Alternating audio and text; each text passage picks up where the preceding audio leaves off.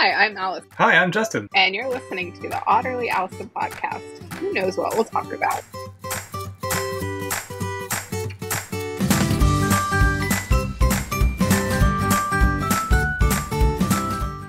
Oh, that's right. You said something about Norfolk.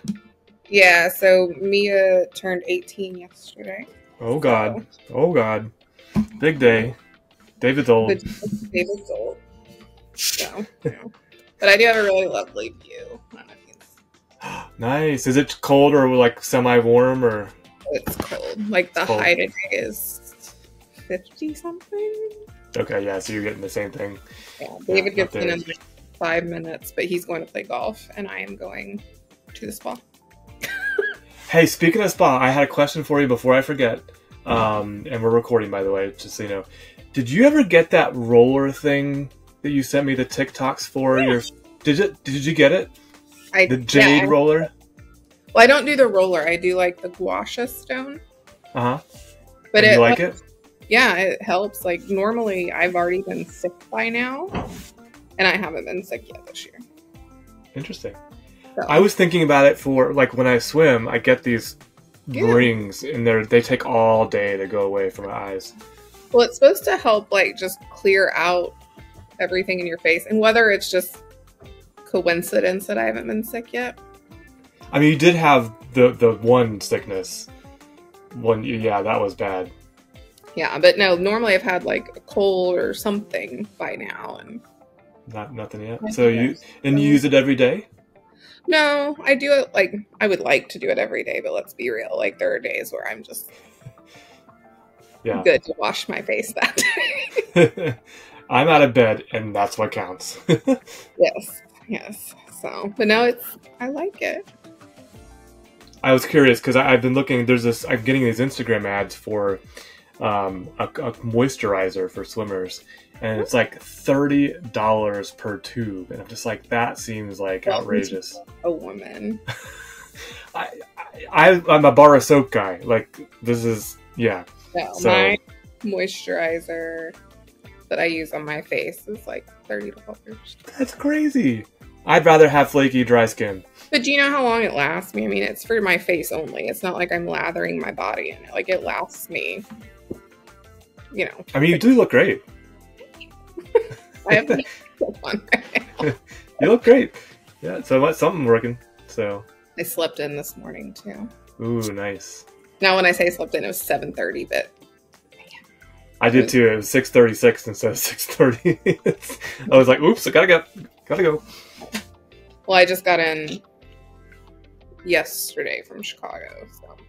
Yeah, you actually you suggested doing the podcast yesterday.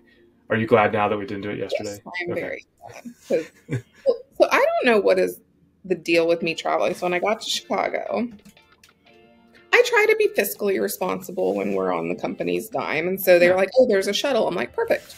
I have no issues riding on a shuttle. So I trek. I have been through the Chicago airport multiple times, but I've never been to Chicago, if that makes sense. Yeah, yep.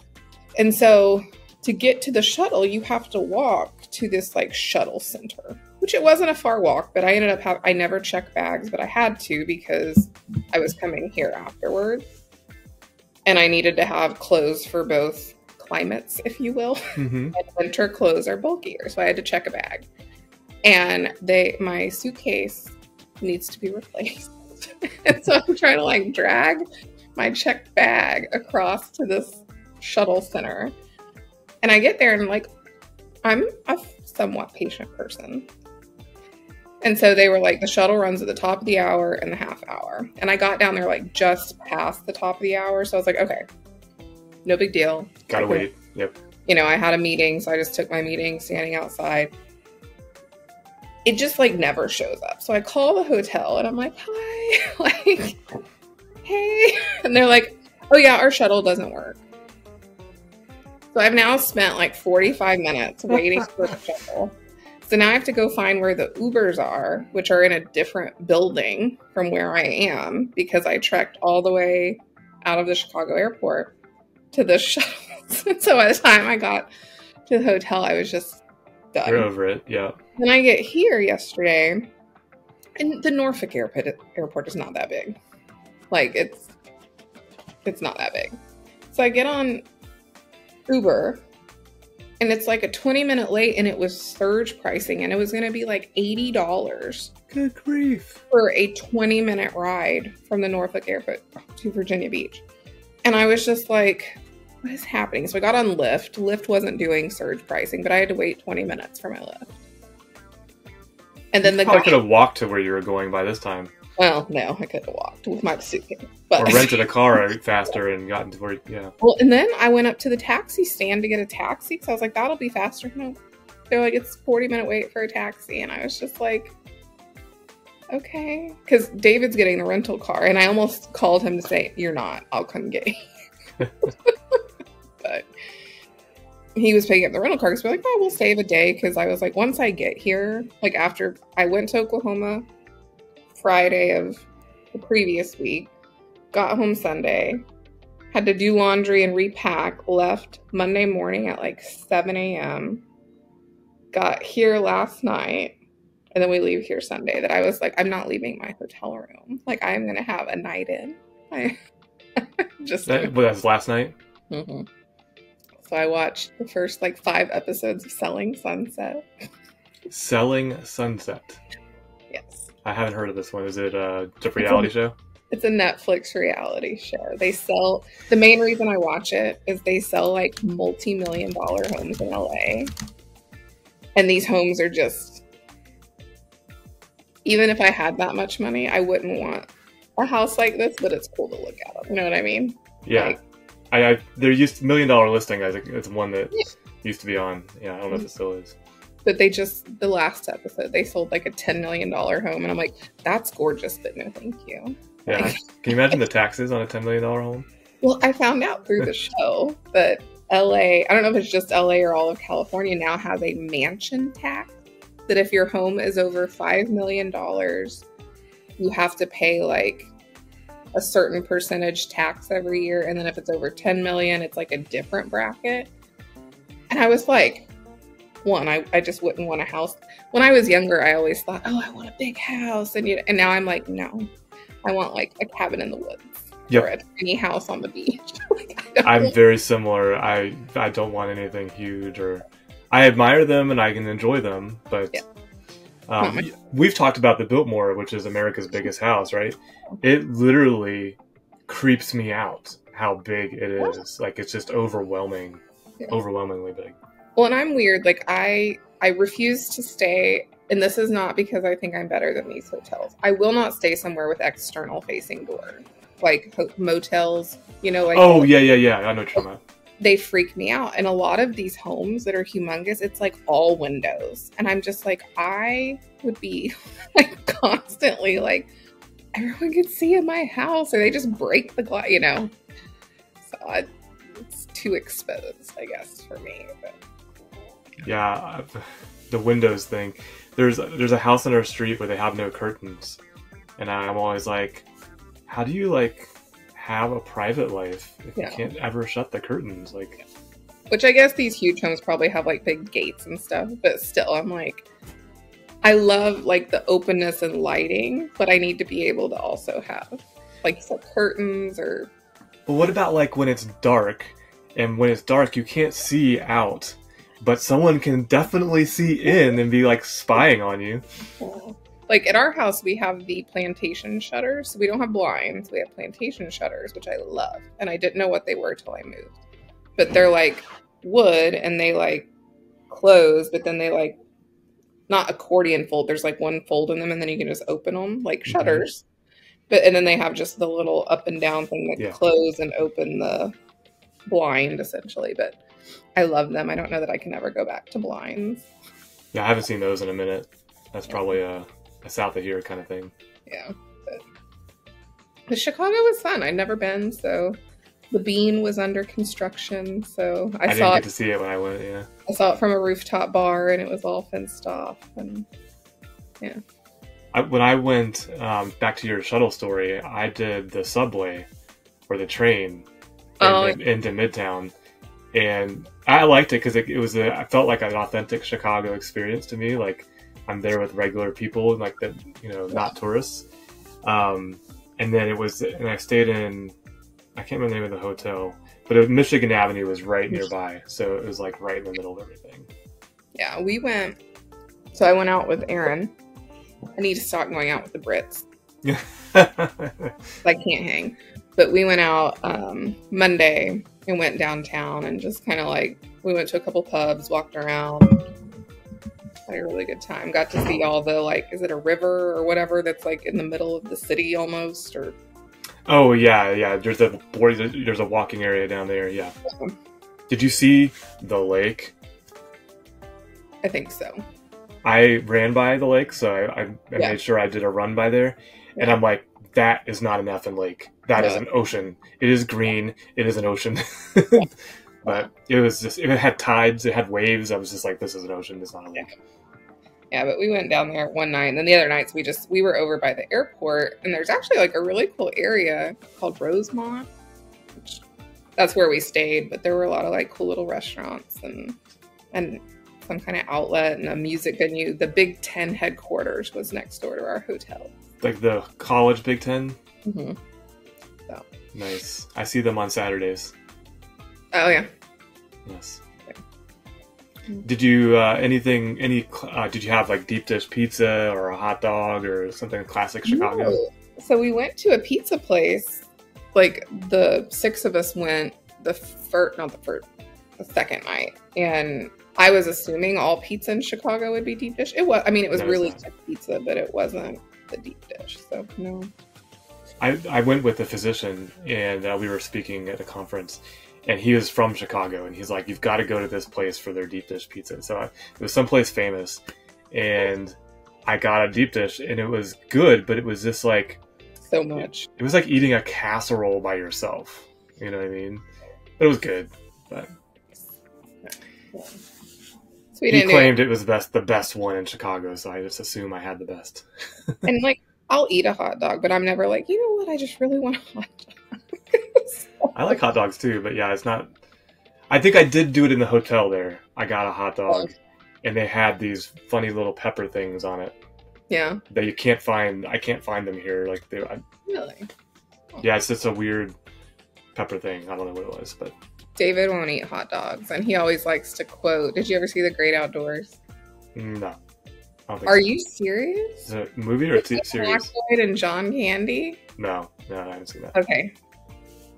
You have to watch it this weekend. Like, it's a really good, like, fall movie, and it's hysterical. But there's a part where he's talking about, like, hot dogs, and Dan Aykroyd's like, that's just lips and assholes. I think that is true, actually, though. Yeah, it pooped me out on that one. Yeah, it's pretty much like leftover meat ground up, but it tastes good. Seen this movie, like, it was a childhood movie for me. We watched it all the time. I lived very, very sheltered childhood. Yeah. Okay, well, it's hilarious. You need to watch it. It needs to be bumped up on your list. On my spreadsheet, I don't have the capability to bump up on the spreadsheet, other than I have to remember. Well, you need to just watch it this weekend. Speaking of that, we watched while I was on PTO the best horror/mystery series I've seen in a long time. It's on Netflix. It's called The House of Usher. Yeah, The Fall of the House of Usher. Yes. But we haven't watched it yet. David tried to download it for his flight. I was like, I will murder you because we're watching it together. It is so good. Yes. Yeah. I think it's like the writer or director is heavily influenced by Edgar Allan Poe, and I didn't really realize it until like there's some lines and some quotes. I'm like, that sounds like poetry, and then I'm like, I'm pretty sure that's the creepy guy that did the scary stuff, and I couldn't remember his name, and yeah, it is so good. It was really good. Okay. Yeah, we have it earmarked to watch. I was really worried because the first episode leaves you so like you have to process the first episode. It's that good, and then I'm like, well, they can't do better than this. Like, there's just no way you could top what just happened. So yeah, it was good. Yeah, we have that earmarked for when we're back, because then we travel again to Oklahoma for Thanksgiving. Good grief! I remember this about you guys last year. You guys because you were going to come to Asheville, and you were just traveling all over the country. Yeah, I was like burnt out, and so our holiday parties are happening right now, and so Dallas is next week, So for viewers, we have geographical holiday parties.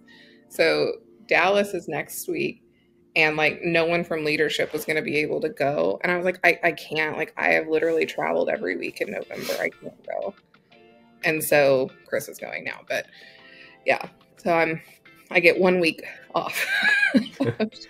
Yeah, I declined that one too. I was like, I'm just not doing the. I'm going to Toronto, but pop into a city for a night and come leave. It just seems crazy to me. Yeah, we're actually going to stay an extra night in Toronto because we were going to go to Myrtle Beach for like the week of my birthday, which is like the week following Toronto. And Mia's like final high school winter dance recital is the same week. So that's obviously more important. So we're going to stay an extra night in Toronto, do like my birthday, and then we'll be back in Virginia for her dance recital. What's a dance recital? Is that just dance? Or yeah, she's a like ballerina. Like she's cool. Tiny, long legs, like very good dancer. So she wear those horrible shoes where they point your toes and all that? Yeah. Yep, she's a very good dancer, very talented, very artistic. So it's her final high school one, so we'll be back up here for that. We're gonna. Then Huval was telling me that the Williamsburg, like Colonial Williamsburg, is like right by where we're gonna be, and she said they do like a traditional like colonial Christmas. And so David doesn't know it yet, but we will be going to that. What does that mean? A colonial Christmas? So it's like Christmas in the 1700s. Like people are dressed in like the colonial garb. Let me look up the link she sent me this morning. Hold on. So like the old attire, I guess. Yeah, like is there food? Is there beer? I'm sure there is. Let's see. I'm just trying to see if there were pictures. I don't know. She said it was awesome because she knows I love Christmas. It's like Christmas in my heart all year. Oh, I can't show you my wreath that I put up. Yeah. I'm trying to see if they had like a gallery. I don't think they do. Anyway, like Colonial Williamsburg, you can go to all year round, but they do it up as Christmas, all the time. And then like Yorktown is right there. So like that's where some of the battles happened, like in the not Civil War, the Revolutionary War. Yeah, thank you. My brain doesn't That's work. right. You slept in. It's okay. I did. So I went to bed at like 9 o'clock and didn't wake up till 7:30. So yeah, but all that's very cool area there. Nice. Nice. This will be your second time in Toronto? Second or third time in Toronto.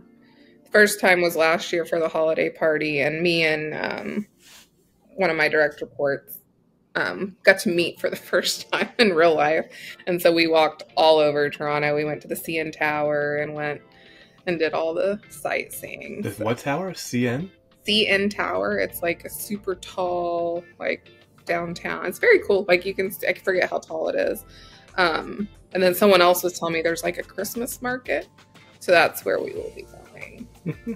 This next trip. So you really like Christmas. I love Christmas. When you go to the outlet mall, do you always go to the Christmas store?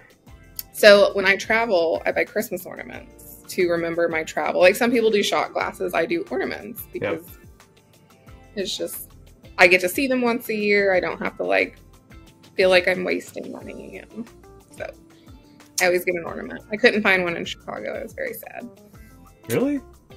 Well, like everywhere I went, it was either they had like keychains and snow globes, but they didn't have ornaments. But David Shake lives there, so I'm going to be like, can you go buy me an ornament? I'll pay for it and shipping. So. David Shake, he's a big fan of the podcast. I know. I'm going to shout out. We should have him on. We should. Well, let's see if he really listens. You are formally invited. Yeah, there you go. Reach out to Justin or Allison, and then we'll make it happen. But he met up with us one night because he lives in Chicago. So that's how we should invite all our guests. I know. It's true. So you were up in Chicago for work, not pleasure. Yeah. Like I said, Monday night was cool because me and Aaron spent time downtown, just walking around, and catching up. Does he call himself Aaron? Everyone calls him Aaron. I don't know that I've ever heard him refer to himself. So. Nick calls him Aaron. So. His name is spelled differently than it's pronounced, so that's why I ask. Yeah, and I went to school with a guy who had a name the same name, who pronounced it completely differently. So that's why I was curious. But he pronounced it Arun. Arun, yeah. I've never heard that pronounced Aaron. Always Arun. Yeah, a former friend of mine, her husband's name. It was funny because the way I pronounced it is not the way he pronounced it. And he finally told me, I was like, why did you wait this long? He was like, because everyone says it the other way and it's fine. Yeah, I think that's what happens. People whose name is mispronounced frequently, they get used to it. Yeah. Like I'm called Jason all the time, and I just respond. Ashley and Alicia. So, no. Alicia. Well, because ALI. Yeah, that's just lazy thinking. I used to have a jar on my desk when I worked like in an office. It was the Ashley jar. And every time someone called me Ashley, I made them put money in it. That's smart. I was like, whatever you got in your pocket, put it in the jar. Well, because I work in IT, so I work with mostly men. And so there's very few women, in roles. I mean, like, so this past week, I was the only female there, which is cool for me. Like, I was like, is that women? But, So have you done anything fun with ServiceNow? Not fun. I guess I should fill you in. So last week when I was on PTO, I still filmed a weekly Friday episode of ServiceNow store highlights just to keep that up. So that ran on Friday. Well, apparently on the 2nd, so on Thursday after I did my crawl, ServiceNow did their store release, their Q4 store release. Mm-hmm. And so I caught it on Tuesday, which was the 7th of this week. And they broke their sitemap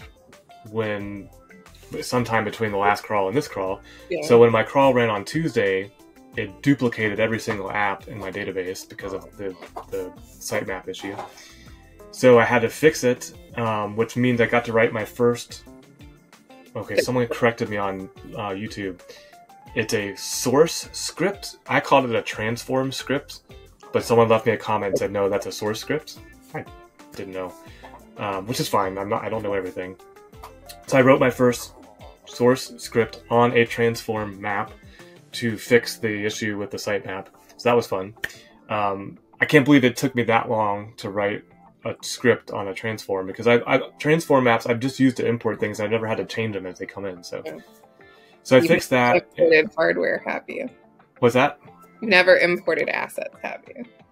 Not personally. I had someone do it for me when I was rolling out first. You have to write one to look up the manufacturer so you don't duplicate it, and make sure that you're not, like, you have to go find the manufacturer so that on insert it grabs the right one. Ooh, yeah. Mm-hmm. That's not handled now by the IRE? Not on an import. Not an import? Okay. So I fixed it, which means I had to run my crawl again then on Wednesday. And Wednesday got done, and there were 530 apps that were new or updated. And I'm like, good grief. So I got through yesterday maybe 100, 150 of them. And I'm not ready to record today's episode. So I recorded kind of like a... Yeah. I'm in progress. It's a big episode, and I'm gonna have to release it on Monday because it's so much. But the Q4 store release is out, and there's a lot in it. So that was my ServiceNow adventure for the week.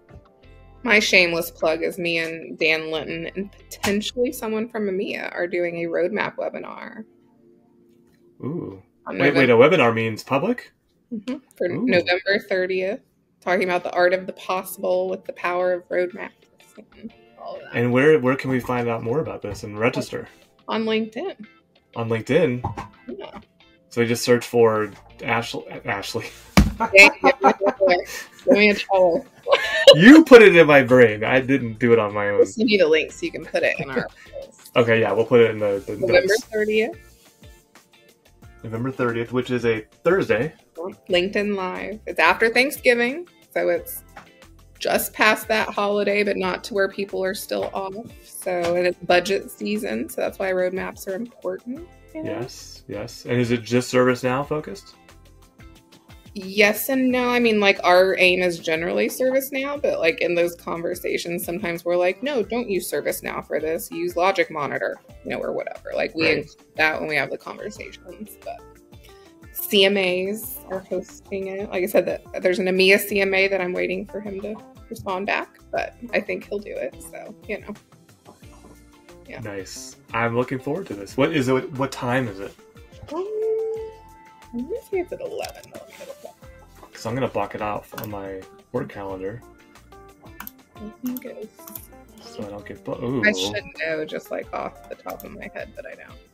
That's the same time as my Back to Basics Policy Exceptions and Acknowledgement Session 3. I don't even know what that means, but yay. And also at the same time, what's new in Q4 for IT Operations Management. I'm double booked, Allison. All right.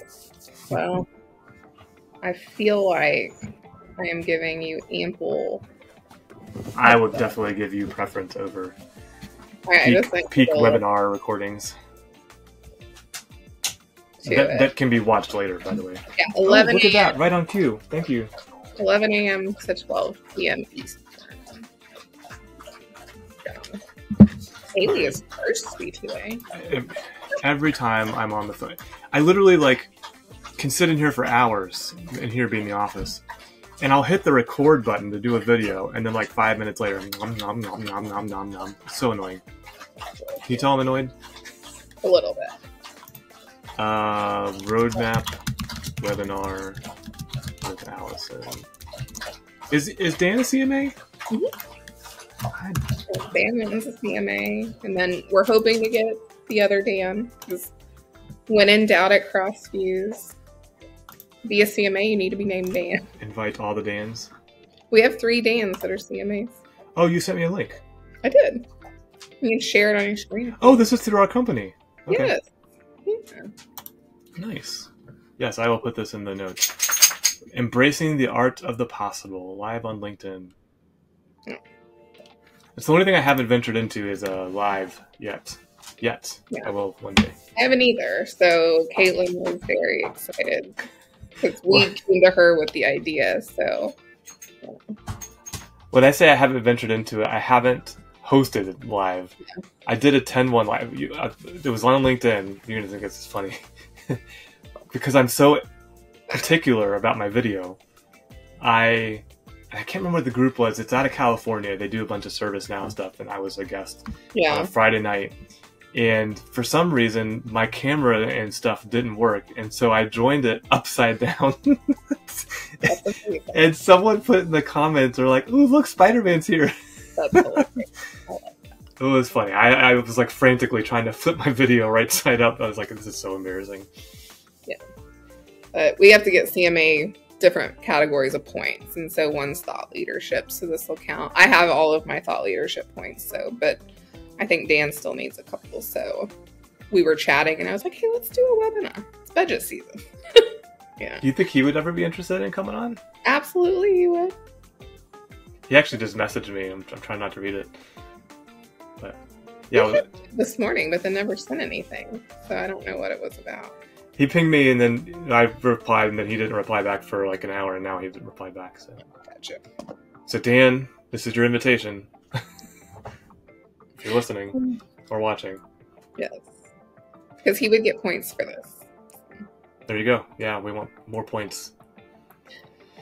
Unfortunately, they don't roll over. I wish they did. If I over-earn in an area, because then I just stop submitting once I've hit my points. But if it would roll over. Yeah. Because we have to do 800 continuing practice. And that's just based on the hours that you're still continuing to practice. I'm on implementation for fill well, in blank. Pre-sales activities count, the roadmaps I do count, and then you have to do thought leadership, and it's 100 points, but different things have different point values. It's not hours based. So all the stuff I do with next gen counts, this counts, all of that. And then there's, I forget how many points for continuing education. And that one's the hard one for me because it's hard to carve out the time to go do the training or the micro certs. I mean, it's important and I wish I had more time, but. Hey, Lucy got Flow Designer. I do, yes. And then we're having another CMA immersion week in December, and all of that will count too. So I will be signing up for that. I was filming. This is actually last week's episode of SSH, and ServiceNow updated their. I want to say it's their generative AI controller, or what was that? David told me he landed. Whoop. Oh, he's flying there? Yeah. Oh. Yeah. I guess that would be a long drive, yeah. The 7 hours. Justin. Yeah. It was the generative AI controller or one of the Azure OpenAI or Microsoft Azure OpenAI apps in the ServiceNow store. Yeah. And in the release notes, they said how did they put it? They basically took an action and refactored it. They said they refactored it into a subflow. And so I'm reading this live as I'm recording, right? And so I was like, okay, all you Flow Designer haters out there, this is ServiceNow's brand new bleeding edge generative AI application, and they're building it in Flow Designer. Pay attention, everybody. They're building it in Flow Designer. I wish I would have learned on Flow Designer. That's why I struggle with it. It's not because, I do think it's overcomplicated, but had I learned it that way, it would just be, you'd be old hat at it. Yeah. Well, I actually thought about you last night. I should have texted. Do you know Jace Benson? The name sounds familiar. He's in the ServiceNow community. He's got a channel and got a site and everything. I've probably brought him up before. That might be why it sounds familiar if you don't know him. But he reached out to me. We've met on Tuesday this week because he's going to do some stuff around the store apps. Mm-hmm. And he just wanted to pick my brain and see what I was doing. And he actually shared a way to use REST calls to do what I'm doing with a headless browser. And so I was playing around. So I'm rebuilding my crawl to use what he showed me because it's more efficient and I get more data. And as I'm building out in Flow Designer, I've decided to grab the app information and save it to a table rather than trying to do logic before I do it. And as I was building it out, I was like, oh, this is a pain in the butt. It was literally so I had 20 fields, and I'm like, this field, this field, and this field. And I was like, okay, this is what Allison doesn't like. It's this right here. Yeah. Because, like I said, the Flow workflow editor, I could knock out workflows in no time. And I feel like I'm just the sloth at the DMV on Zootopia. It's just so much. And I'm just that is a perfect reference. Oh my gosh. Oh. You're on fire for being sleeping in. I know. When I get rest, I'm unstoppable. That's why I'm very excited for my massage in a little bit. So. What time is your massage? It's not till 12:30. Okay. Family First Friday. That's right. The last time I had a massage was before COVID. Yeah. And the poor little lady, did we talk about this? I'm having deja vu. The poor lady, she was muscular lady. She had these muscular hands and arms, and they were popping as she was massaging me. You could just hear her tendons and everything. But my back started spasming. The muscles just started it didn't hurt. Yeah. It's just I had not been touched and massaged in so long. My body was just wow, what's going on? I have not been touched. It's an intimate thing to be massaged, right? Yeah, no, my back gets so tight when I travel because airplane seats are just horrible, and yeah, the back-to-back trips. And do you do the leg exercises? When you're traveling, you're in the plane? No. There's two things you should do. You got to do the leg exercises so you don't cramp up and get clots, right? Yeah. That's a serious thing. And then there is also drink and hydrate because it's you dehydrate a lot on the planes. Yeah. No, I drink a ton of water regardless of travel, so that's never... Oh, that's right. I got your giant water bottle. Which you can't bring on the plane, but... Yeah, well, I could bring it on the plane. I just couldn't have it full when I go through security. Right. But no, I finished a book this trip, which was good because I've been wanting to finish it, and started a new one. And then I sat out here, like I said, when I got in last night for a little bit and read a little bit of my book. And then... Is it a book you want to share or no? I don't read anything exciting. So I just finished a Colleen Hoover book, the second in a series. It was so the first one was It Ends With Us. The second one was It Starts With Us. And it got really good like when I was on the plane. So I was like, I have to finish it. And then it's a good book, actually. Yeah. And then I love autobiographies. And so there's a show on Netflix called My Unorthodox Life, which I think I've told you about. Yes. The lady wrote a book, and I'm fascinated by her whole story. So I downloaded her book to read, and it's good so far. It's very interesting.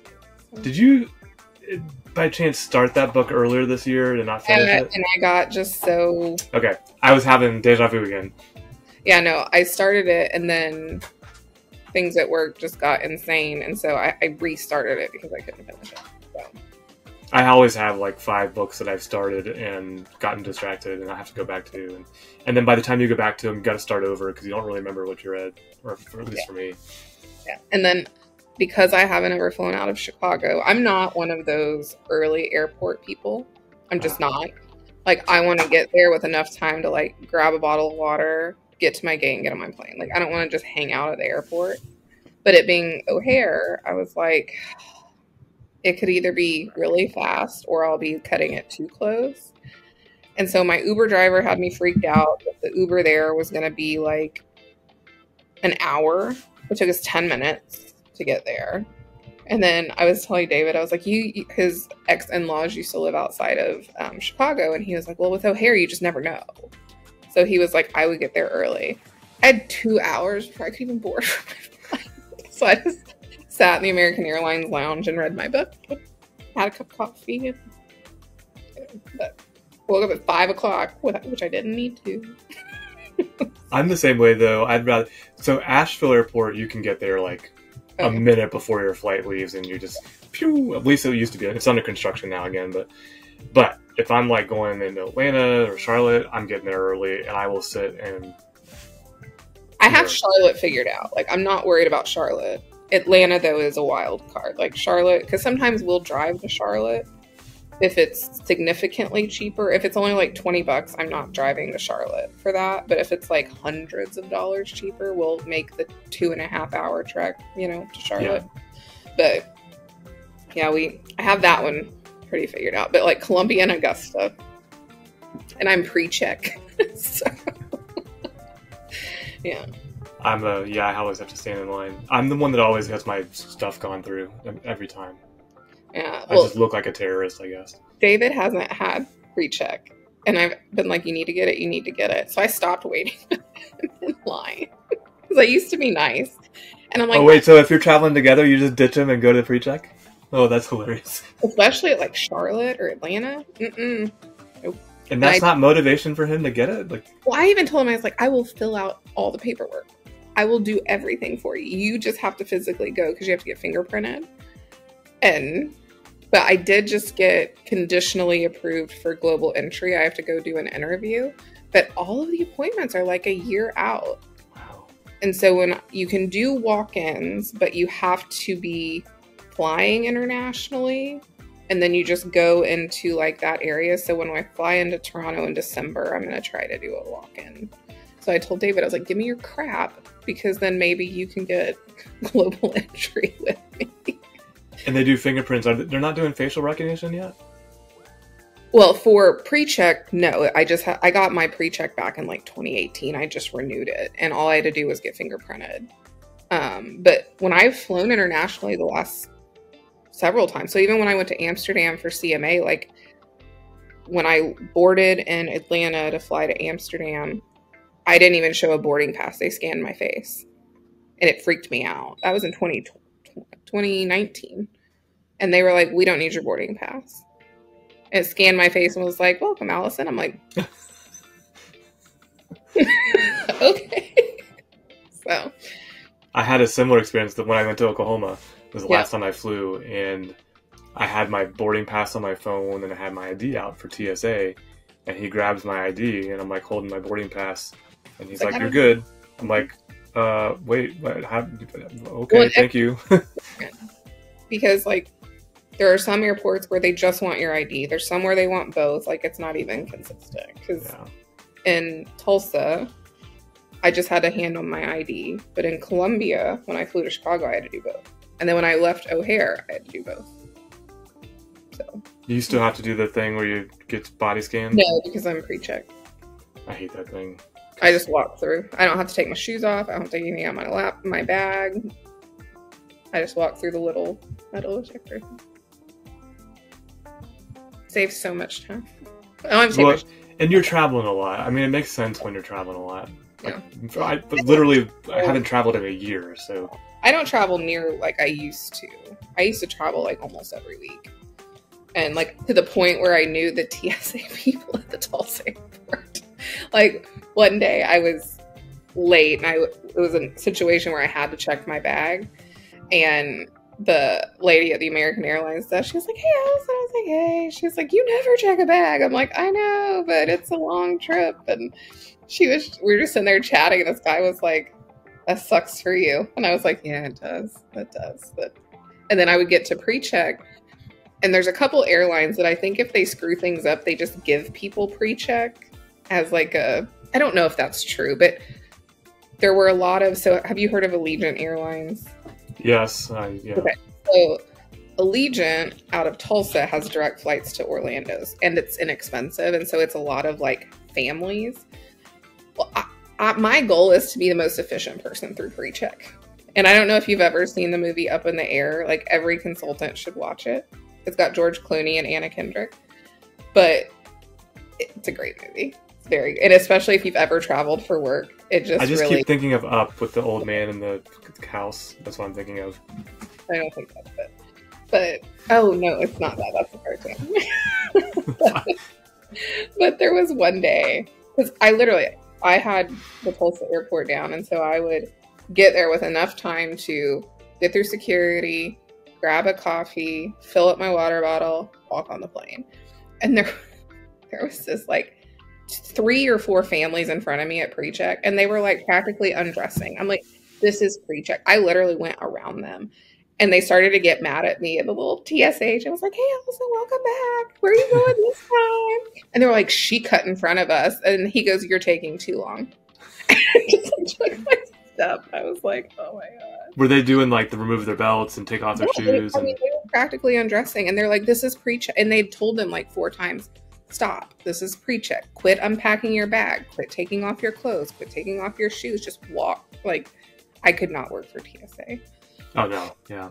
I've seen arguments, and like the one that just, it's like every time I go to the airport is somebody arguing over their flipping coffee that they wanted. And it's just like, there's signs like all over the place. You can't bring any liquids. Like, just stop. Like, it's not new. It's been like that since 2002. 2011. Yeah. Or 2001. Yeah. Since 9/11, everything changed, and yeah. Yeah.